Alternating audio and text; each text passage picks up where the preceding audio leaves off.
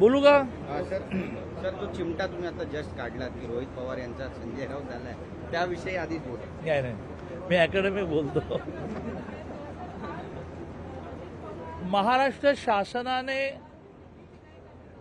देशातल्या सर्व राज्यांमध्ये पहिल्यांदा असा निर्णय केला की 642 कोर्सेसमध्ये मुलींना 50% फी माफ होती, ती 100% फी माफ असा GR काढल्यानंतरही अपुऱ्या ज्ञानाच्या आधारे हा GR आर्ट्स सायन्स कॉमर्सला लागू नाही, म्हणजे नॉन प्रोफेशनल कॉलेजेसला लागू नाही असं अनेकांनी म्हटलं. त्याचं स्पष्टीकरण करायला मी उभा आहे. 2017 सालीच मुलीच नाही तर मुलांनाही नॉन प्रोफेशनल कोर्सेस म्हणजे आर्ट्स सायन्स कॉमर्स वगैरे ना, मुलींनाच नाही मुलांनाही 8 लाखापेक्षा कमी उत्पन्न असणाऱ्यांना 2017 पासूनच 100% फी माफ आहे. त्यामुळे प्रोफेशनलला 50% होती ती 100% गेली. एवढा बारकावा सुद्धा लक्षात न येता स्टेटमेंटबाजी करणार असाल तर प्रसिद्धी मिळेल तात्पुरती, आता तर नाही मिळणार, आता तुम्हाला लोक मूर्ख म्हणतील, पण प्रसिद्धी मिळण्याच्या बरोबरीने समाजामध्ये एक अस्वस्थता आपण निर्माण करतो. आणि ही जी मोठ्या प्रमाणावर विरोधकच नाही काही विद्वानांची सुद्धा समाजामध्ये उगाचच अस्वस्थता निर्माण करण्याची परंपरा सुरू झालेली आहे. त्याला एक मोठा शब्द आहे जो मी आता वापरणार नाही, पण एक परंपरा सुरू झाली आहे की सारखं अस्वस्थता निर्माण करायची, सारखं अस्वस्थता निर्माण करायची.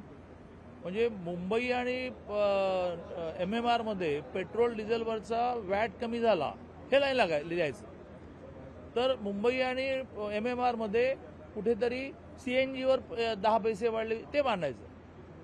म्हणजे हे बघा वाढलं, अरे ते कमी केलं ना, ते बोला ना, नाही ते कळलं, ते तुमचं कामच आहे. माझ्यापुरतं म्हणायचं झालं तर मी हे महाराष्ट्रातल्या सगळ्या मुलींना क्लिअर करू इच्छितो, माझ्या बहिणींना क्लिअर करू इच्छितो की नॉन प्रोफेशनल म्हणजे आर्ट्स सायन्स कॉमर्स वगैरे आणि प्रोफेशनल सगळ्यांना 100% फी माफ सरकारने केली. त्यातल्या नॉन प्रोफेशनलला 17 पासूनच केली, प्रोफेशनल राहिली होती ती आत्ता केली. मुलांनाही नॉन प्रोफेशनलला आर्ट्स सायन्स कॉमर्सला 17 पासून 100% फी माफ आहे. मग आता मुद्दा नव्याने येतो की मग चला हे क्लिअर झालं, पण प्रोफेशनल कॉलेजेसमध्ये मुलींच्या बरोबर मुलांना 100% माफ करा. मुलींचं शिक्षणाचं प्रमाण कमी आहे ते वाढवण्यासाठी एका अर्थाने हे इन्सेंटिव्ह आहे, हे एका अर्थाने प्रोत्साहन आहे की घराघरामध्ये अरे तुला फी नाही का, मग जा तू पॉलिटेक्निकला जा, इंजिनिअरिंगला जा, मेडिकलला जा. मुलांचं प्रमाण हे जास्त आहे, ते अजून वाढलं पाहिजे, मान्य आहे मला. त्यांनाही 100% फी माफ झाली पाहिजे, मान्य आहे मला. परंतु मुलींना 100% फी माफ का, तर त्यांचं शिक्षणातलं प्रमाण वाढवण्यासाठी हा प्रयत्न आहे.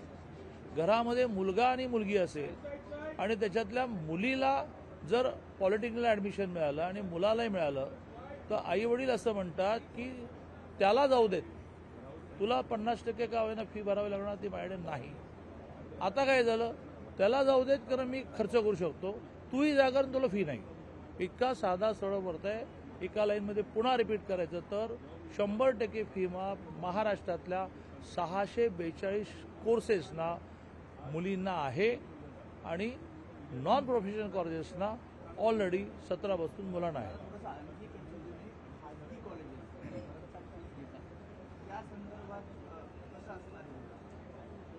डीम युनिव्हर्सिटीज आहेत. डीम युनिव्हर्सिटीमध्ये फक्त 5 लाखाचं कॅपिंग टाकलं आणि 5 लाखाचं कॅपिंग टाकल्याने कोणावर परिणाम होत नाही, कारण खाजगी इंजिनिअरिंग कॉलेजेसची सुद्धा fee at the most 2 lakh असते, ॲट दी मोस्ट.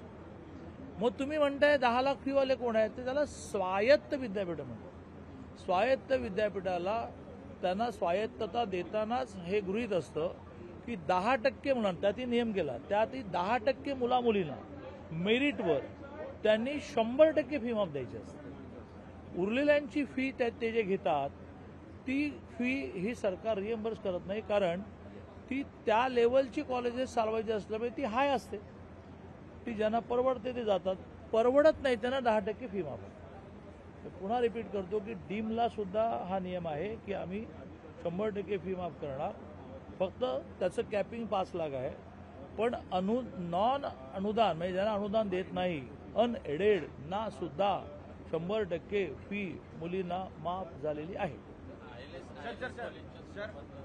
हा विषय संपला. मला हा विषय महाराष्ट्राला माझ्या भगिनीने क्लिअर करायचा आहे की तुम्हाला कुठेही फी भरावी लागणार नाही.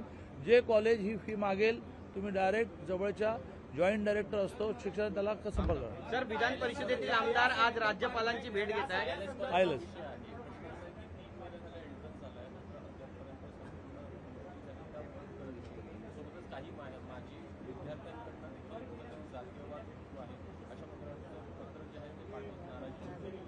मला विषयच नवीन आहे. मी माहिती घेतो. मला विषय नाही. अरे मी आता काय भाषण केलं मला काही कळत नाही. 17 पासूनच आर्ट्स सायन्स कॉमर्सच्या मुलींनाच नाही तर मुलांनाही 8 लाखापेक्षा वार्षिक कमी उत्पन्न असणाऱ्यांना मुलींनाच नाही मुलांनाही 2017 पासून आर्ट्स सायन्स कॉमर्सला फी माफ आहे 100%. नव्हती प्रोफेशनल कॉलेजची ती सुरू केली. दादा, सारथी पार्टी आणि महाज्योतीचे विद्यार्थ्यांची पीएचडीची फेलोशिप जी आहे ती प्रलंबित आहे. मुख्यमंत्र्यांनी आश्वासन दिलं होतं की आंदोलन मागं घ्या. पहिल्याच दिवशी चहापाण्याच्या कार्यक्रमामध्ये कॅबिनेटची बैठक घेऊन हा विषय मार्गी लावला जाईल. अजून देखील तो विषय मार्गी लागलेला नाहीये. असं आहे की ह्याच्या आधी जो निर्णय झाला होता तो सगळ्यांना समान नावाचा निर्णय झाला होता. फिगर कमी झाली होती. ती फिगर वाढवावी 1 वर्षासाठी का होईना. म्हणजे 800-900 मुलांना सारथी, 800-900 मुलांना बार्टी अशी ती स्कॉलरशिप होती. ज्यात शासनाचं म्हणणं पडलं की संपूर्ण देशाची UGCची 2000 मुलांना असते. आपल्या एका राज्यामध्ये यांची 800-900 अशी तर 4,000-4,500 होते. तर ही संख्या 200 करावी. यावर आंदोलनं झाली की ह्या वर्षी तुम्ही जाहिरातीत लिहिलं नव्हतं तर पुढच्या वर्षी जाहिरातीत लिहा आणि म्हणून मग यावर्षी पुढचे 800-900 करा. यावर माननीय मुख्यमंत्री महोदयांनी आंदोलकांना शब्द दिला आहे की ठीक आहे तुम्हाला यावर्षी पुरतं म्हणायचं आहे ना मी करतो. पण शेवटी मुख्यमंत्री असू देत किंवा कोणी असू देत शासन हे नियमाप्रमाणे चालतं आणि त्यामुळे त्याची जी काय आता त्याचा भार किती येतो तो काढायला लागेल. मग तो भार फायनान्सकडे न्यायला लागेल. तो भार कॅबिनेटमध्ये आणावा लागेल. ही प्रक्रिया चालू आहे. मात्र ही प्रक्रिया पूर्ण करण्यासाठी 2 वेळा पुणे विद्यापीठानं परीक्षा घेतली होती आणि दोन्ही वेळा पुणे विद्यापीठ परीक्षा घेण्यामध्ये असक्षम राहिले. त्याच्यावर पण काय कारवाई झाली? नाही मला मी असा माणूस जन्माला आलो की ज्याला खरं ते खरं बोलता येतं. 200ची सीट्स संख्या वाढेपर्यंत परीक्षा न होऊ देण्याचा काही जणांनी छंग बांधला. You got two point. विद्यापीठाचा परीक्षा विभाग फसलेले परीक्षा घेण्यामध्ये पुन्हा मी रिपीट करतो की ज्यांना ही संख्या वाढण्यापूर्वी परीक्षा होऊ नये असं वाटतं ते ती परीक्षा होऊ नये असा प्रयत्न करतात. त्यांची ती संख्या वाढवण्याची मागणी आहे ती चुकीची आहे का ती सरकारने मान्य करावी की नाही करावी हा वेगळा विषय आणि मुख्यमंत्र्यांनी मान्य केलं आणि त्याचा निर्णय होईल. तुम्ही मुद्दा काढला परीक्षा होत नाही तर विद्यापीठाची काही चूक नाही. मी एवढंच म्हणेन. डिटेल पाहिजे असतील तर नंतर भेटा. चला. विधान परिषदेत सभापती नाहीयेत. कामकाज सल्लागार समिती नावाची समिती असते. 1 मिनिट जरी वाढवायचं असेल तर त्यात जावं लागतं. कामकाज सल्लागार समितीची बैठक हे माननीय मुख्यमंत्री महोदय बोलावतील आणि त्यात त्याचा 1 दिवस वाढवायचा न वाढवायचा असा निर्णय जो आहे तो होईल. विधान परिषदेचे आमदार राज्यपालांची आज भेट घेतात सभापतींच्या नियुक्तीबाबत काय म्हणतात? आपल्या देशामधल्या लोकशाहीची सुंदरता म्हणजे ब्युटी अशी आहे की कोणालाही काही मागणी करण्याचा कोणालाही राष्ट्रपतींनाही भेटायचा अधिकार आहे. त्यामुळे त्यांनी भेटायचं ठरवलं यावर मी काय बोलणार.